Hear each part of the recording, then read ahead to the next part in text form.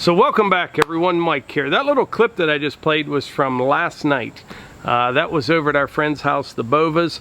If you remember the other day I did a video over there. I had the RK24. We backfilled some ditches, did some grading, spread some topsoil. And the other night it got dark, so I stopped last night on my way home from work and we got it all finished up. It all worked out really well. They had built a really nice Versalock retaining wall and had a nice patio poured. And so we're just kind of getting everything put back and trying to get some grass to grow. Now last night it was a little more difficult than the first night because in between the first night I was there and last night we had one big heavy rainfall, maybe for like 3 or 4 hours. Some of that topsoil got wet, it was kind of clumpy, but it all worked out. I kind of just spread it around with a bucket, pasted it around. It was drying as we were doing, you know, mixing dirt with it. And Matt, he raked his butt off with that landscape rake, but we got it all done last night right at dark. But anyway, today's video, a lot of things I want to talk about today. For example, number one, I don't want to forget this, that firewood bucket. I'll put a link to that video up above. I got a firewood bucket from Top Dog Attachments the other day. The thing's fantastic. And something I didn't even mention about that bucket, you know, it's great for going into a pile of firewood after it comes off the conveyor, loading the dump trailer or carrying it over to where you're going to stack. But think about how much wood I'll be able to get out of the woods with that thing. You know, you could have that on the front, the little dump trailer on the back of the tractor. I don't know, you might even be able to get definitely over half cord, maybe even a cord of wood. We'll have to figure that out one day. But what I wanted to mention about that bucket, Darren called me yesterday from Top Dog, and he said several people have ordered the buckets yesterday. And I want to mention, he threw this out there if anybody's interested. He's knocking a couple $100 off on those buckets. They're $1,400 for that bucket. And it's 75 inches, I think, 46 inches deep. Now keep in mind, if you're going to buy one of those, it weighs 500 pounds. So you're going to need at least probably a 35 horsepower tractor or up. I don't know, you know the ratings on your own machines, but keep that in mind. But you know, firewood, it's heavy, especially the stuff here in the east, not like that styrofoam wood from the west coast. It's heavy wood here, but still, it's not like you got a big bucket full of stones. So the bucket weighs 500 pounds. 1,400 bucks. I don't get a commission or anything like that. I'm just passing along information. I really like it. So if you cut a bunch of firewood and you order that bucket, make sure you tell them you saw it on one of our videos and you'll save yourself $200 or $300. That's the first thing I wanted to mention. Second thing I wanted to mention is this weekend at the Paul Bunyan show. We will be there, Melissa and I will be there Friday and Saturday, and we'll be at booth 460. That's the Wolfe Ridge booth. And also Tim from Big Tool Rack will be there. He'll be there as well, and I think he'll have some big tool racks. I know he will. And but we'll be at that booth, and I'm trying to think of the times we'll be there. On Friday, we're going to be there from 1 to 3. Yeah, 1 to 3 at the Wolfe Ridge booth on Friday. And then on Saturday, we will be there from 10 to noon in the morning, and then from 2 to 4 in the afternoon. And then plus we'll be at the show all day long, so if you see us, stop and say hi. But yeah, those 3 times is when we'll be there. You know, I'd like to meet you. I know there's a bunch of people coming from reading the comments. And Chris, I saw on his Facebook page from Wolfe Ridge, he posted this picture today.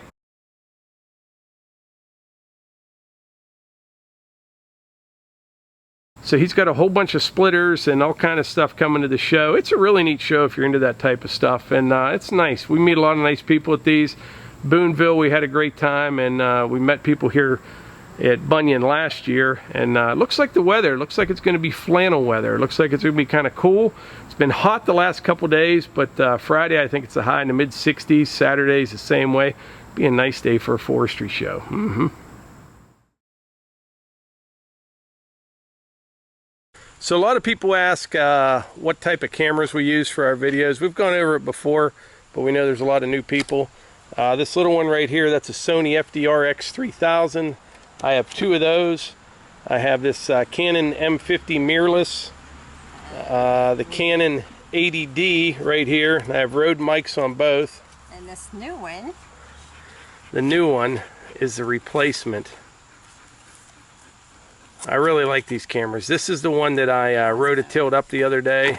I just got a new one to replace it today. It's the Dji Osmo Pocket.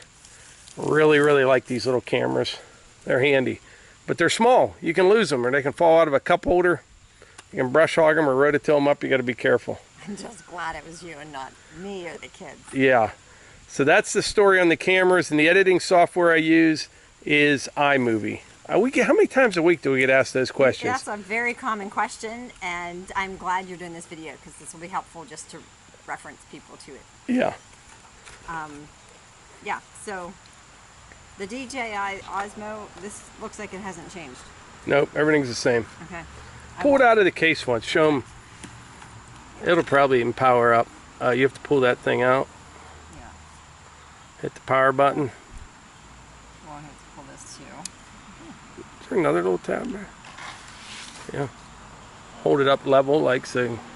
Yeah, I'll have to Oh, there's one on program it. Yep. English. So that's the deal on the cameras and the editing software. You ever see those pictures when someone like shoots a grizzly bear or something and it's laying in front of them? Yeah. And the people sit back a little bit and it makes the bear look all the bigger? Well. That's not nice.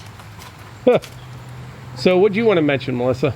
Yeah, so I just want to remind everybody that we're approaching the 100,000 subscriber, which is super exciting. We've never been here before, and we've worked really hard and really enjoy all of your support and interacting with each of you. We've built a community here, and the hashtag Outdoorgans has been a good experience. So if you'd like, share these videos, make sure you subscribe, and tell friends about them. We'd really if you have like-minded friends and family, and I think we just hit 99,000, and today is, what's today, Wednesday? Yeah. Wednesday, so this video will be Thursday morning. You know, we may even hit 100,000 on Saturday, you know? Possibly, at the Paul Bunyan show. Yeah, yeah. Okay, we received a package today. We opened this up, and how awesome is this? This is from Chuck and his wife Amy. He made this. This is a cutting board, and it's sealed with beeswax, which, one, is beautiful, and two, it's so smooth. Yeah, show the back. And yeah. He said that that'd be handcrafted by Chuck. Great for cutting up deer stick in the mini cabin, which I think that's fantastic. He made it out of recycled pallets. Yeah. And what else did he send? Some coasters. How nice. What kind of wood is that? He wrote in the letter. I can't remember. So the recycled pallets, and then the coasters are white oak and paddock. Okay. Yeah, paddock. I think that's how you say it. Yeah. Paddock. Very nice, Chuck. Thank you very nice. much. Thank you so much. It was nice to hear from you. We appreciate this, and we appreciate the letter. So thanks so much. If anyone else has anything they want to share with us or want us to see, our address is in the description. P.O. Box 2140, right? Yeah, 2140. Cranberry Township, PA 16066. So a couple other things I wanted to mention, some things you can look forward to in the next coming weeks. Like I said, this weekend we'll be at the Paul Bunyan show. We'll have some video of that. We'll get a little bit of work to do at neighbor Cliff's to finish up his pool. We will get back to work on the mini cabin very soon. A lot of people have been asking about that. Some people have been really bothered by it. Yeah, one guy was unsubscribing. Yeah, he was unsubscribing because we came here for this. Too many other things, so he was going to unsubscribe because of whatever. That's the one thing that I can't be more clear about. If somebody's not happy here, we don't want them here. You know, and I'm not saying that in a disrespectful way, but there's no reason. You know, there's enough of that kind of stuff in the world. So if you're not happy, you know, by all means, there's 72 years worth of video uploaded every day on YouTube. There's got to be something for everybody. Right. But we stay very, very busy, and I try not to get stressed out about getting projects done around here. You know, I still need to do some work on the pond, need to do some work at my mom's, the mini cabin, I mean, firewood. There's tons of stuff to do, but I don't get stressed at all about it. This is not stressful to me. We enjoy doing all this. If we did not, we just simply wouldn't do it. You know, I have a job. We don't have to do any of this. We just enjoy it, and that's the way we do it. I know what stress is. We both do. You know, when we first got married, you know, I was working out of town 70, 80 hours a week. We were broke, didn't have any money. Hunter was diagnosed with autism when he, how old was he then? Like 2 years old, you know, nonverbal. It was rough. It really was, and that's stressful. But trying to get a little cabin built in the woods, that's not stressful to me at all. It's fun. It's fun. It'll be ready for muzzleloader season for sure, actually gun season as well. And I didn't really plan on archery hunting out of it anyway, but I want it for the cold months in the winter, so we'll get on that. But there's a ton of stuff going on here. We got all sorts of things happening. It's just been a crazy ride. It really has. And like we're just talking about, getting to 100,000 subscribers here very soon. Never in a million years would I have dreamed that. It's just amazing. And how many nice people there are, and all the people that we meet, and people that are into the same things we are. And it's just been a lot of fun. So I'm trying to think if there's anything else. We went over the Firewood bucket. Darren there is offering a real nice discount if anyone wants one. When you call them, make sure you saw it, tell them you saw it on our videos. We went over our schedule for the Paul Bunyan. That was before you came out. Okay. Went over the cameras, the editing software, nice cutting board, and coasters from Chuck. Chuck and Amy, thanks so much. What else? What are some other questions that asked over and over again? Well, we've just recently had a couple questions about Hunter's firewood business, and that wood that's been split has to season. So yeah, Hunter will be not going to be ready right away. Yeah, that'll all be next summer. Like the cherry firewood around here, it dries pretty fast, but we're by no means going to start selling that wood this year, and there's no sense bagging it up right now. So we'll build an inventory of that. One thing that keeps coming up, I swear it's a joke. I don't understand it. Maybe some people are doing it as a joke, I don't know. The swimming pool. Well, the swimming pool. That's no joke. That's no joke in her mind. But no, loading the dump trailer with the conveyor, yeah, you can do that.